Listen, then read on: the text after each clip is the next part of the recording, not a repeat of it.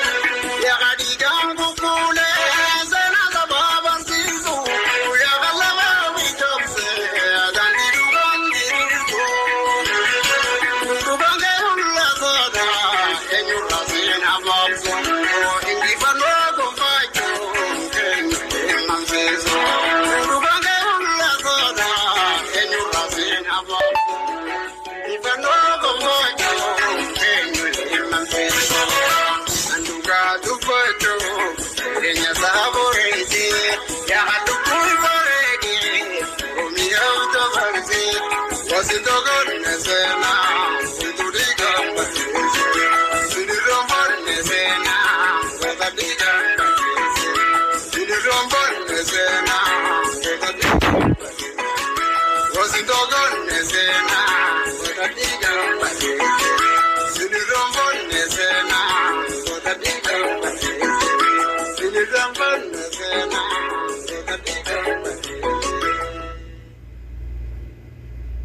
Yooyyaa akkam jirtu hirkafuun dhaggeeffattoota keenya gabaasa gumaacha gooticha waraana bilisummaa Oromoof taasifaman isiniif dhiyeessaa gabaasa waliin annadee Oromooti. Sabboontootni ilmaan Oromoo reefii gaachana uummata Oromoo dinagdeen jabeessuuf gumaacha taasisuu itti fufanii jiru. Haaluma kanaan maandhee waamicha qeerroo fi qarree haa awwaannu jedhu gumaacha marsa tokkoffaa gooticha waraana bilisummaa Oromoof qarshii 50,000 galii gochuun ibsa ejjennoo hanga sirni gabroonfataan kun jiguutti waan qabnu hundaan woboo wabii sabaa bira ni dhaabban. Oromoon cufti qabsoof akka of ijaaranis qeerroo fi qarree ilmaan Oromoo ta'an hundaafis ni labsin. Woboo wabii sabaati. Woboon lafee dugda Oromoof Oromiyaati. Yoomiyyuu woboo waliin jirra jechuun maandheen yaamiinsa qeerroo fi qarree haa awwaannu gumaacha taasisan irratti dhaamsa isaanii dabarsanii jiru. Sabboontootni ilmaan Oromoo gumaacha biyyoota adda addaa gooticha waraana bilisummaa Oromoof taasisan jabeessuun biiftuu Haasan Abdii biyya Faransaay irraa yeroo lammataaf kan ji'a kanaa irree fi gaachana uummata Oromoo woboof gumaata maallaqa shilingii keenyaa 33 galii taasisanii jiru jechuun gabaasa jajaa olaanaan dhaabaa woboo miidiyaa irratti biyyoolessa Oromiyaa qaqqabsiisaniin beekuun danda'ameeti jira. Wantootni ilmaan Oromoo gooticha waraana bilisummaa Oromoo dinagdeen tinnisuu itti fufuun maandheen falmadhu mirga keetiif jedhu yeroo garagaraatti gumaacha garagaraa gumaachaa turan itti fufuun ammas gumaacha woboo kan marsa 5ffaa taasisanii jiru.